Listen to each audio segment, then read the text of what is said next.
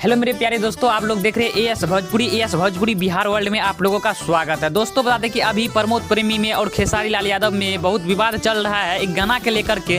दोस्तों बता दें कि इस गाना का टाइटल है दीवाना। खेसारी लाल यादव भी इस गाना को गाए हैं और प्रमोद प्रेमी भी गाए हैं। दोस्तों इस दोनों में चोरी बता रहा है खेसारी लाल यादव का। तो इसी गाना के बारे में आप लोगों को आज देंगे फुल जानकारी कि यह गाना किसके ओरिजिनल में है। तो आप लोग हमारे वीडियो में बने रहिए। इससे पहले प्लीज़ दोस्तों आप लोग हमारे चैनल पर पहली बार आए हैं तो छोटे भाई समझकर हमारे चैनल को सब्सक्राइब कर लेना।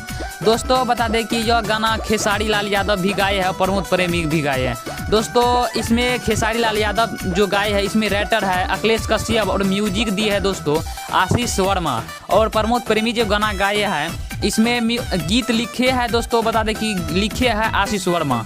दोस्तों अखिलेश कश्यप कभी भी गाना किसी की चोरी करके नहीं लिखते हैं और खेसारी लाल यादव को देते हैं। तो दोस्तों इस काम सिर्फ एक ही आदमी कर सकता है आशीष वर्मा, क्योंकि इसमें म्यूजिक दिया है उसमें लिखे है।